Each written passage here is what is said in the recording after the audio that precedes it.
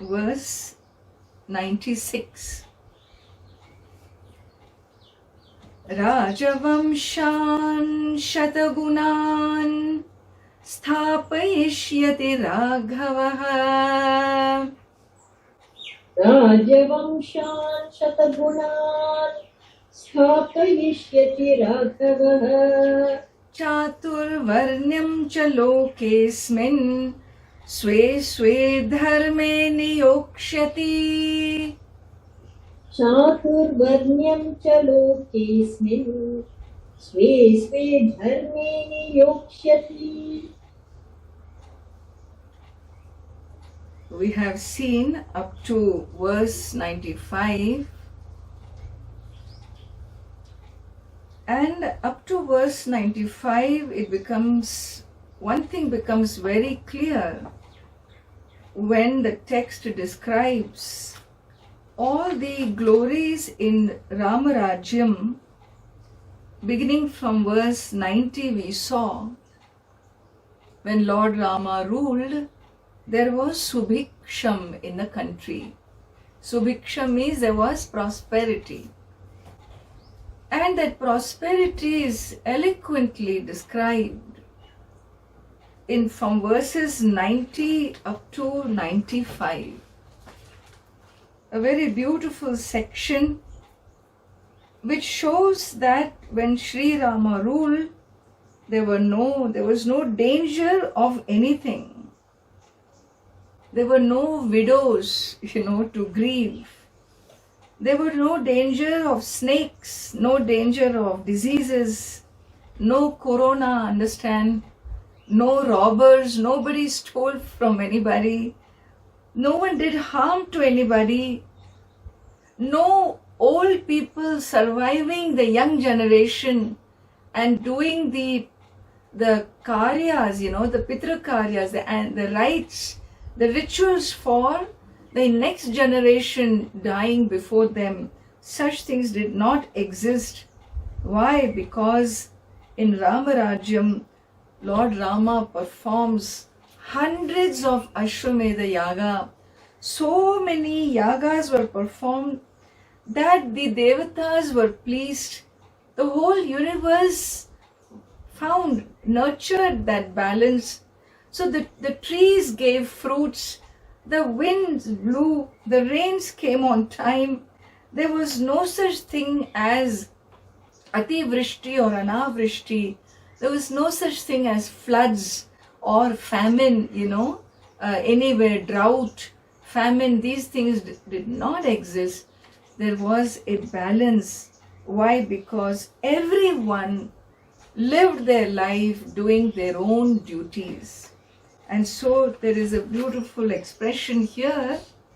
He says, Swe Swe Dharme Niyokshyati. So, Lord Rama, he ruled himself, an avatara Purusha, protected the Vedic rituals, pleased the whole universe, that even when on earthlings did what they had to do, and the celestial worlds also being nurtured, they supported completely. So you can understand why.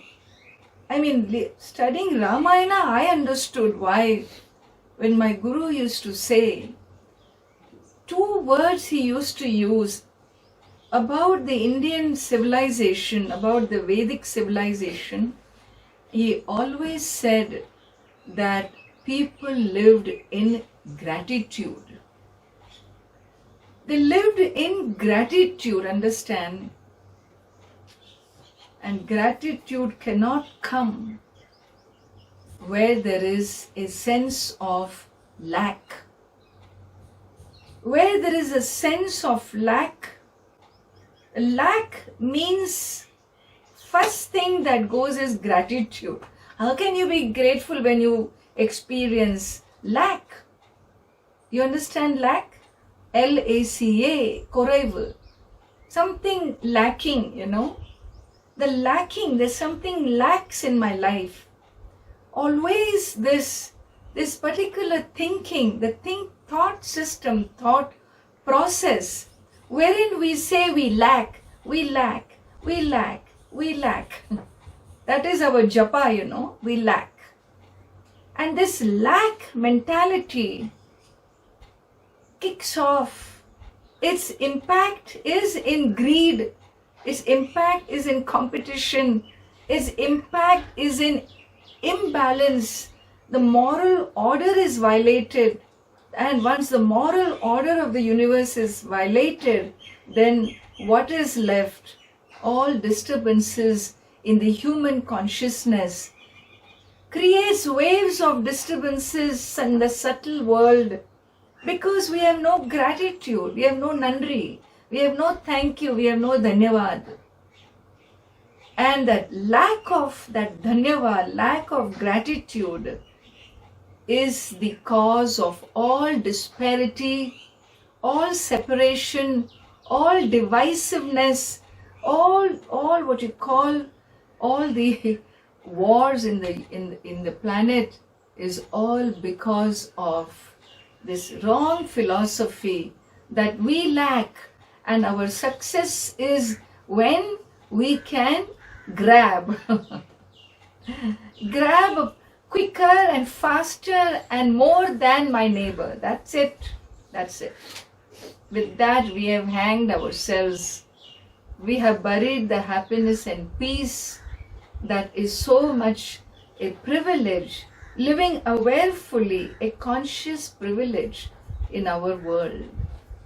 We don't live consciously. We don't live awarefully. We are so uneducated, so illiterate in understanding how many gifts of the universe we have been receiving every day. If only we could understand the gifts from the universe, if only we could understand that all that is we have in our life is what has been given to us, gifted to us, can be taken away in a moment. But we have been gifted, we have been given. We are always being given. And that is the power of the Lord to be a great provider for all his life forms. And therefore Rama Rajyam was the Rajyam which shows a society, a civilization, a Vedic civilization headed by an emperor who could champion for this attitude, because by invoking even in the subtle worlds through the Vedic rituals, he brought such a beautiful, harmonious balance in the universe. No human ego or ignorance really created waves of unrest in the civilization or in the other races of the planet or even in the higher worlds. There was no unrest, there were no waves of discontentment. Please recognize what is Ramarajyam. Let us envision what is that Ramarajyam. It is only the human interference wherein we operate from ignorance that we bring imbalance. Universe has its own intelligence to keep everything in balance. There is no adharma in the world. In Bhagavan's justice, in the law and order of the cosmic being, there is no disorder. There is no disorder. The disorder is brought by our choices, the choosing, how we choose. We choose disorder and then we wonder why there is so much, disharmony, because we chose. It's only for our experience. The disorder is not experienced by your pet or the plant kingdom, the animal world. It is experienced only by the human civilization, because we create those waves, understand? And of course it impacts on all lives. That is the power we have been given. Well, so Rama Rajyam, that Sri Rama rule, carried all these beautiful features have been described by Sage Narada to Sage Valmiki.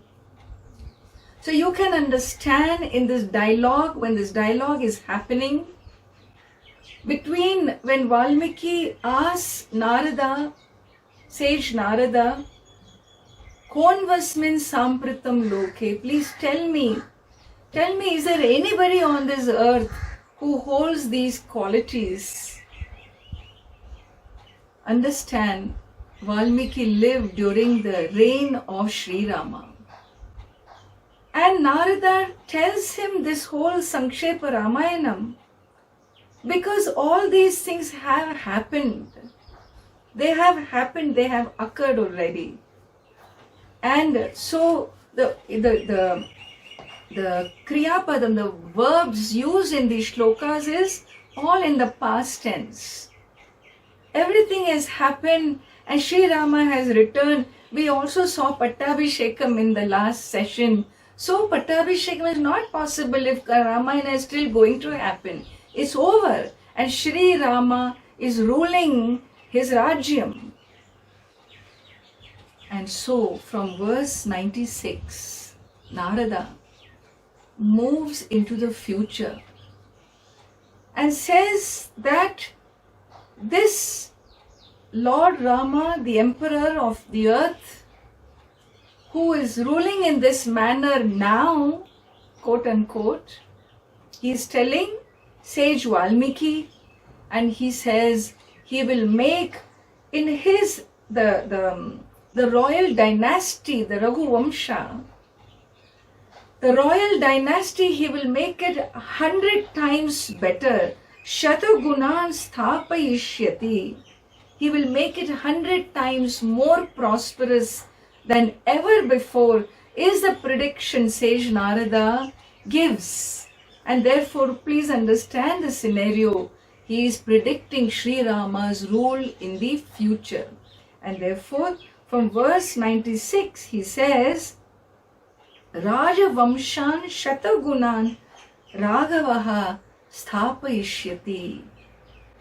And he will establish the royal dynasty 100 times more prosperous, and Chaturvarnyam Asmin Loke Swe Dharme Niyokshyati. And the whole Vedic society, which has the 4 Varnas, the Brahmana, the Kshatriya, the Vaishya, the Shudra, all in their 4 stages of life, such as Brahmacharya, Garhastya, Vanaprastha and Sannyasa. This is the Vedic society. He will see to it that, Narada is saying, he will see to it that every member of the society follows their own Swadharma. Swe dharme niyokshyati. Future tense. Niyokshati. We will commit them to do their duties. And, he will do all this? Yes. The Vedic society will prosper. His Raghu Vamsha will prosper 100 times because every member of the society will do their duties. How long will this go on?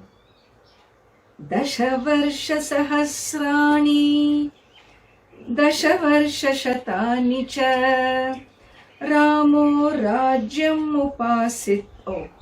Okay. Proceed.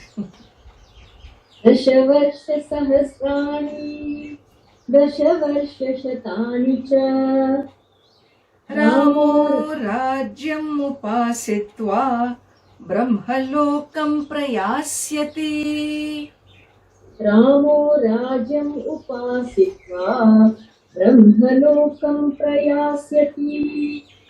And so here he says, Dasha Varsha Sahasrani. So Ramaha, Lord Rama, having served the kingdom, upasitva, rajyam upasitva. How long? Dasha Varsha Sahasrani, 10 into 1,000, 10,000. And Dasha Varsha Shatani, you know. So 10 into 100,000. So 10,000 and 1,000 is how much? 11,000. So 11,000 years Lord Rama, having served the kingdom, Brahmalokam prayasyati, he will, prayasyati, future tense, he will go to Brahmalokam. He will leave for the worlds from where he came. From the highest world from where he came to the earth plane, he will go back to that highest world. And so here Sri Rama's rulership, as I mentioned in the last session, he asked Lakshmana to be his prince so that after him he could take it up, but Lakshmana refused. He always wanted to just serve his brother as he did in the forest. And after repeated requests also, he being the next in age, but Lakshmana refuses. And so the kingdom, the Yuvraj, who's installed on the throne is Bharata, none other than Bharata. And so Bharata being installed, he gives it to him, and then eventually what happened? So this is a prediction, he says, and then finally he says, Idam pavitram papagnam punyam vedaischa sammitam. Idam pavitram papagnam punyam vedaischa sammitam. Yah pathet ramacharitam sarva papaih pramuchyate. Yah pathet ramacharitam sarva papaih pramuchyate. And so now comes from here what we call the Phalashruti. The Phalashruti. Phalashruti means one who reads this Ramayana, what is the outcome for him. So before that, it is important for us to understand. So once Sri Rama goes to, he will go to Brahmaloka, was said. And having completed this story, Narada leaves.